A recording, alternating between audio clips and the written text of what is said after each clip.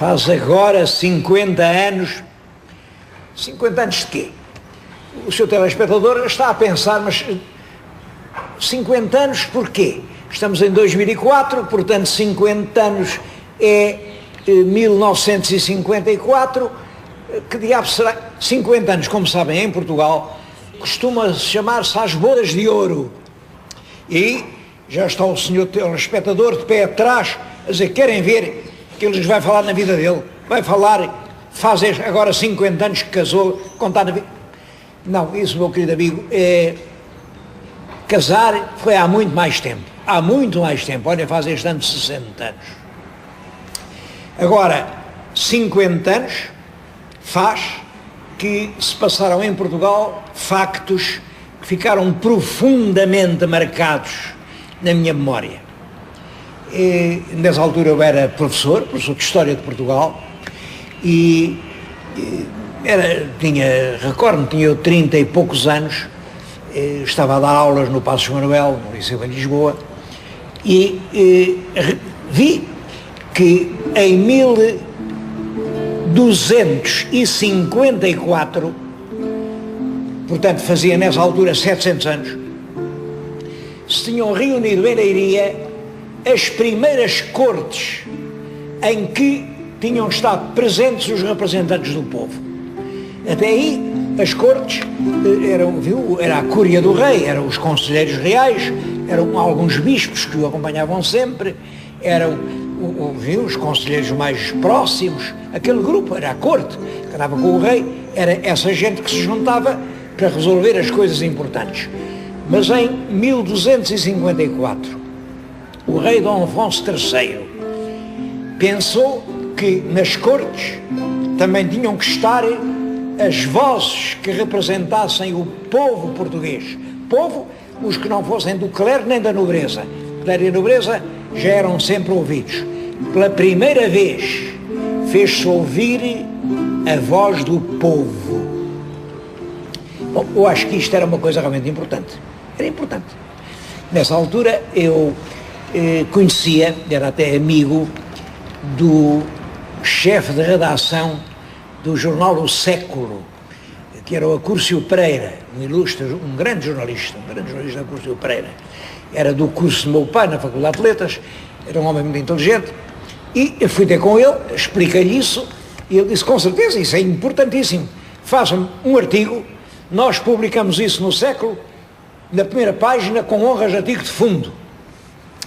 E foi realmente assim, que em outubro ainda de 1953, mas a tempo, portanto, de se prepararem as coisas, eu escrevi um artigo em que recordava isto, contava a evolução da história de Portugal, o que eram as cortes, o que era o povo, uma nação dividida em clero, nobreza e povo, como pela primeira vez o rei chamou o povo às cortes e depois explicava. Isso não é assim, uma pura efeméride histórica, não é uma data para eruditos. Isto é muito importante para a própria consciência que Portugal tem de si próprio como nação. E escrevia exatamente isto.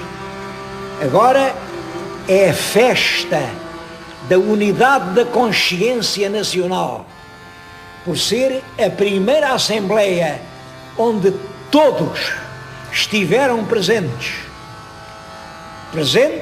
e iguais, tanto os grandes como os pequenos, tanto os vencidos como os vencedores, e todos surdos aos pequenos agravos que nos podem dividir e atentos aos grandes interesses que nos devem reunir. Recordo isso com muita emoção. Foi, portanto, há 50 anos que eu comecei essa batalha pela unidade de todos os portugueses, e ainda não sei se ganhei ou se perdi.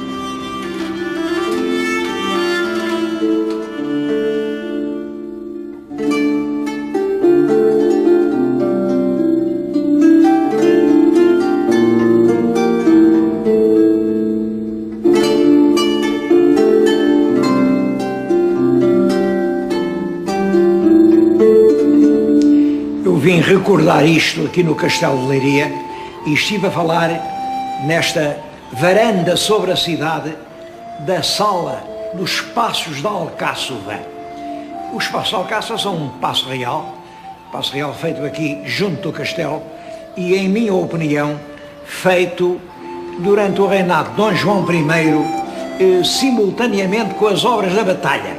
Há aqui pormenores de construção que não deixam dúvida nenhuma. Eram os canteiros da batalha que também iam construindo aqui este lindo palácio. Esta sala é, penso eu, uma das salas mais bonitas que há em Portugal. Recordei isto aqui porque realmente foi aqui em Leiria que se deram as primeiras cortes com a presença do povo e queria recordar agora uma coisa, esta sim muito pessoal. Eu escrevi sobre isso, a que chamei As Razões de um Centenário, e fiz esta dedicatória a meu pai, que me criou no culto da verdade e no amor da nossa história. O meu pai foi presidente da Liga dos Amigos do Castelo de Leiria. Eu, quando tinha 5, 6, 7, 8, 9, 10 anos, percorri aqui, isto era nessa altura um monte de ruínas, estava tudo caído por terra. Foi meu pai quem fez a primeira planta do castelo, quem dirigiu os trabalhos da reconstrução, e eu, pequenino, andava com uma fita métrica, era uma fita com, acho que não sei, mais de 20 metros, e o meu pai dizia: ó Zé, pega aí, e eu pegava num sítio, e assim ele conseguiu desenhar, ele que era professor de latim, não era arquiteto, conseguiu desenhar a primeira planta do Castelo de Leiria. É ainda hoje essa planta que está nesta monografia leiriense, continua a vender-se à porta do castelo. Fiquei muito ligado a isto e em 1954 fiz questão de recordar as cortes. Aquele artigo do Século teve uma grande repercussão em Portugal. Logo a seguir veio o Jornal do Fundão, que era dirigido pelo meu querido amigo e grande jornalista, o António Paulouro, é um dos grandes vultos do século XX em Portugal, o homem que faz o jornalismo da província, e ele faz um artigo a secundar o artigo do Século. Depois vem a imprensa de Leiria, um pouco depois artigos em vários jornais do país a dizerem: é assim mesmo, isto é um centenário importante. Bom, foi já em 31 de agosto, no verão, que se juntaram aqui os representantes de todas as câmaras do país, porque reparem, há 700 anos vinham representantes do clero, os senhores bispos e arcebispos, da nobreza, os senhores condes dos seus barões, do povo, que eram realmente os juízes das vilas e das cidades. Agora, no século XX já não havia nem clero, nobreza, nem povo, havia só a nação. Então resolvemos convidar todos os presidentes das câmaras portuguesas. E vieram todos. Lembro que esteve aqui o presidente da Câmara de Timor, os presidentes das câmaras da Índia, de Goa, da Meidil, os da África. Bom, juntaram-se aqui, era uma multidão de gente, presidia o Presidente da República, que era o General Carveiro Lopes, estava o Bispo de Leiria junto dele, e foi uma festa realmente extremamente emocionante. Perguntaram-me quem é que vai ser o historiador que vai fazer a história das cortes. Bom, eu indiquei o presidente da Academia Portuguesa da História. O presidente da Academia Portuguesa da História era, nessa altura, o meu antigo professor de Direito, Dr. Marcelo Caetano. Quer dizer que indiquei bem, porque o Dr. Marcelo Caetano dedicou-se com paixão a esse estudo, que está publicado. É o mais importante e pormenorizado estudo que há sobre as Cortes de Leiria 1254. Feito há 50 anos, continua a ser a última palavra sobre as Cortes de Leiria. O discurso político foi-me confiado a mim, é realmente o que está aqui neste trabalho sobre as razões de um centenário, e as razões eram exatamente essas. Os portugueses precisavam de estar todos unidos para enfrentar as batalhas da sobrevivência nacional.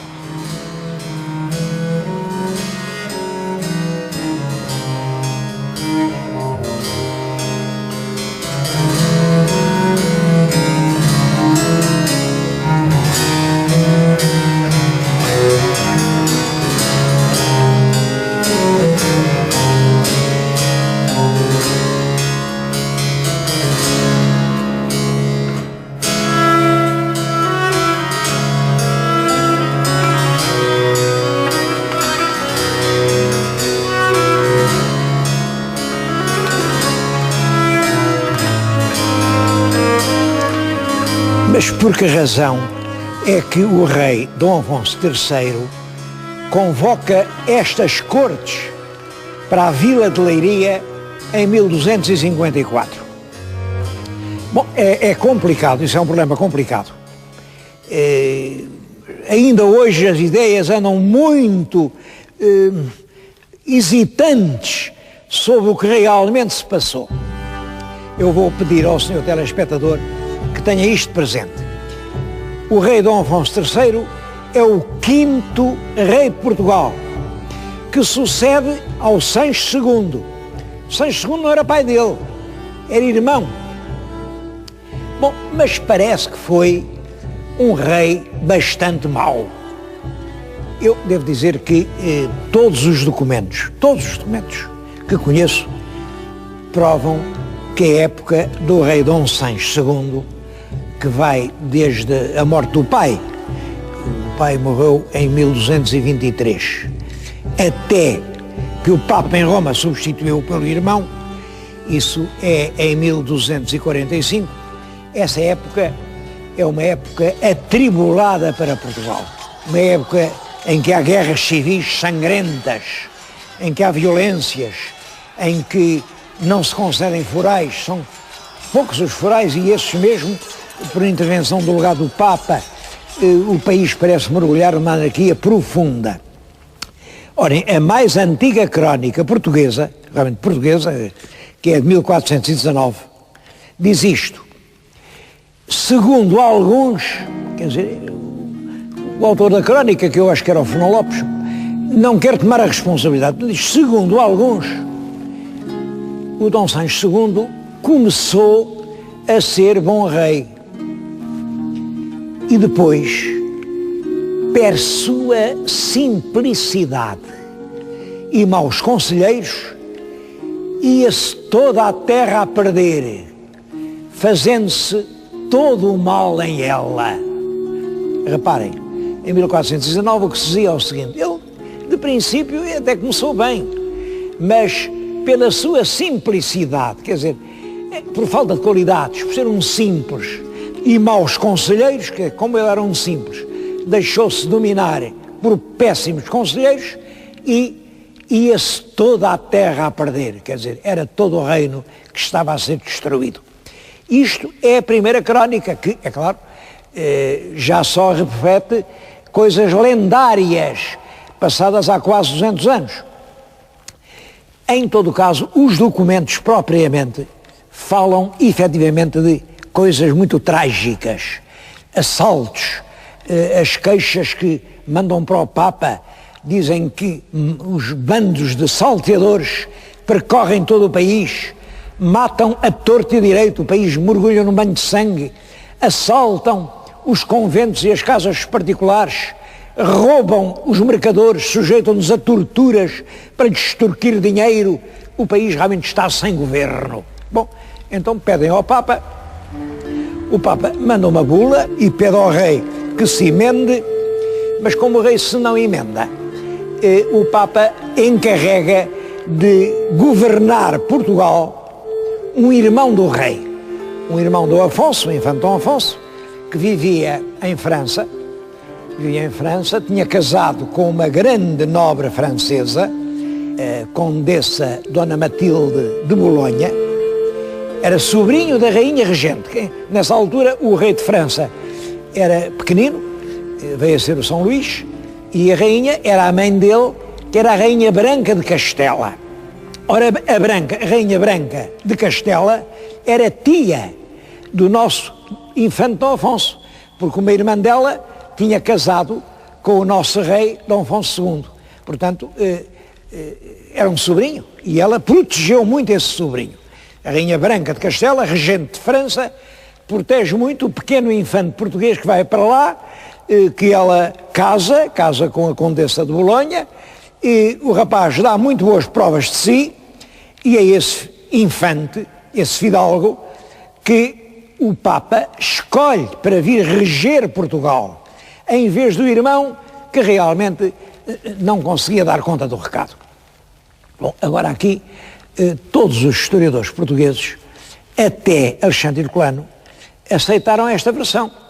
é que o rei Dom Sancho era, coitado, não conseguia reinar, o país mergulhou na violência, na desordem, e o Papa escolhe um rei melhor.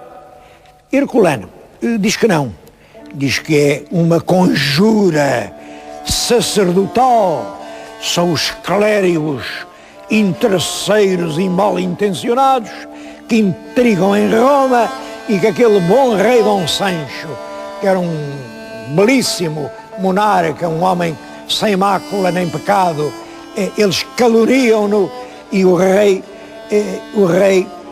bondoso, inocente, é deposto pelo Papa. Bom, penso que os documentos todos mostram que o Papa teve razão em substituir o rei Dom Sancho.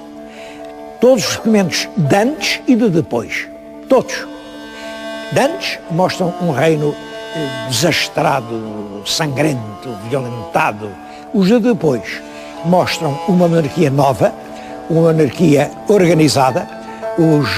As leis do Dom Afonso III são leis de extrema importância para restabelecer a ordem no país.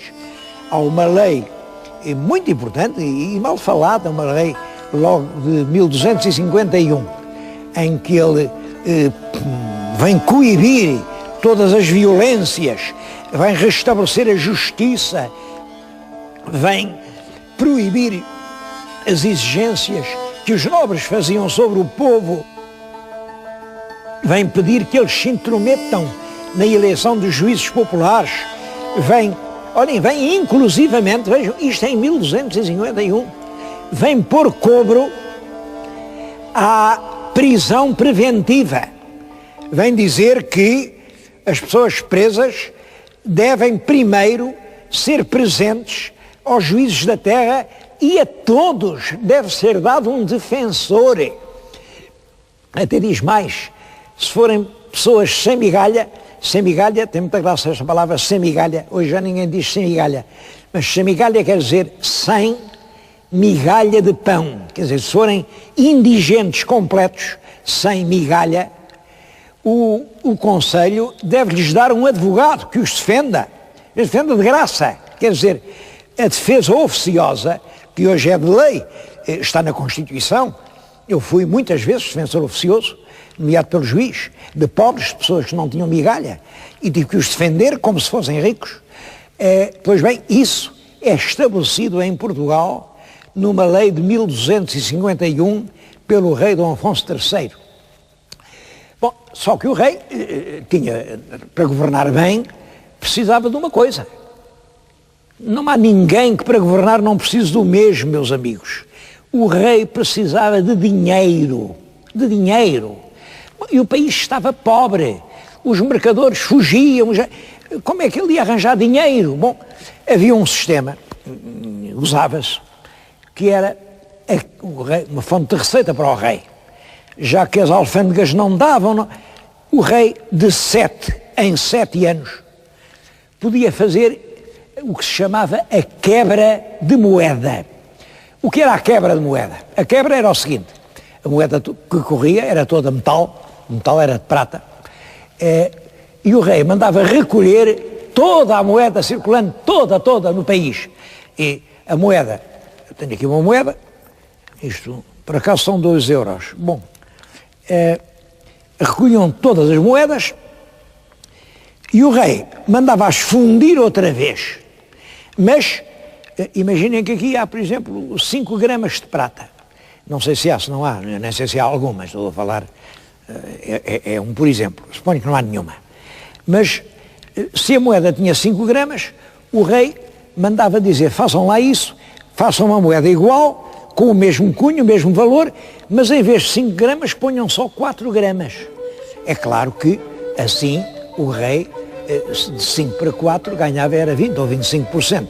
Isto era a quebra da moeda, porque a moeda mantinha o mesmo valor nominal, mas realmente o peso da prata era menos, a moeda passava a valer muito menos.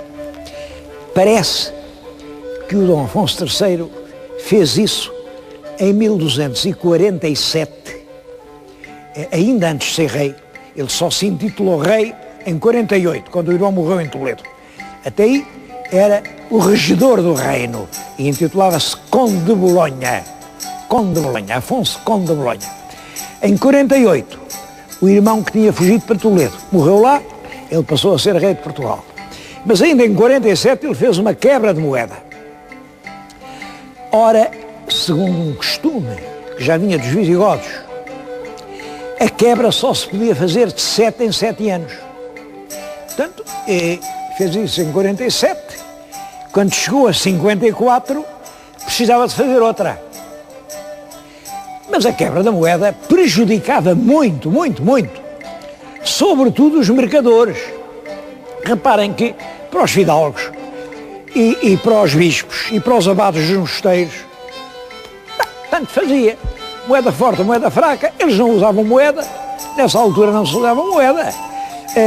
As rendas eram pagas em moios de pão, de trigo, ou de milho, ou de centeio, ou de cevada, e em quilos de carne, eram pagas em géneros, portanto, isso valia sempre o mesmo.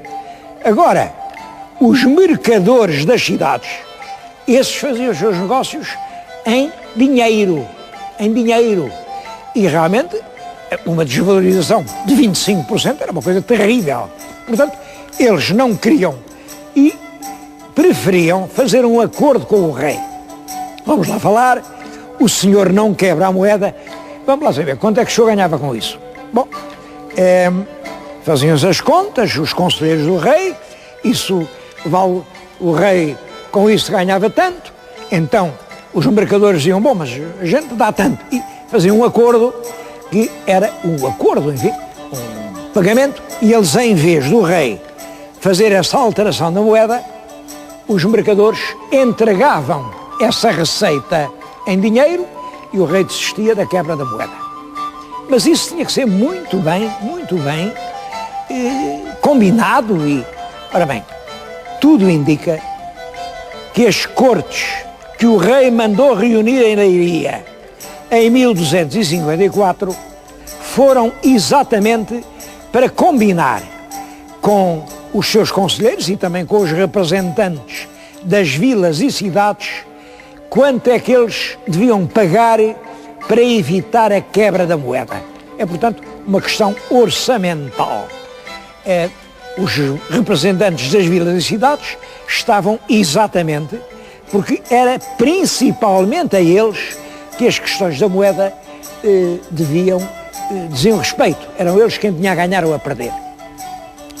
Estou a recordar de que há 50 anos foi aqui nesta sala, estava aqui a mesa e o professor Marcelo Caetano fez aqui a sua conferência, foi longa, durou mais de 1 hora, explicando pormenorizadamente o que era essa história da quebra da moeda, e dizendo que além disso, ele fez uma pesquisa minuciosa na Torre do Tombo e encontrou mais cerca de 20 documentos relacionados com as cortes. Bom, nenhum é assim muito importante, eram pequenas coisas, umas até pessoais, porque quem tinha queixas a fazer, fazia-as nas cortes, e o rei fazia a sua justiça.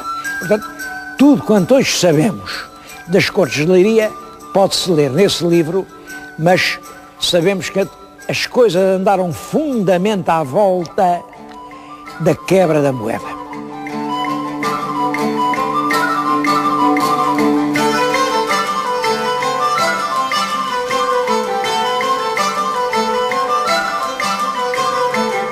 Vim recordar essas primeiras cortes com a presença do elemento popular aqui na igreja de São Pedro, onde, segundo a tradição, as cortes se realizaram.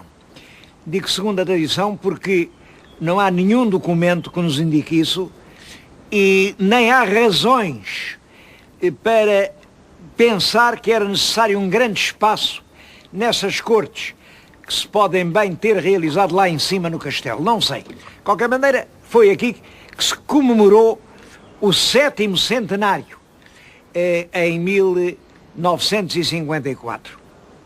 Também é verdade que eu vim falar nisso, porque até agora não tinha notícia nenhuma de que os 750 anos tivessem sido lembrados.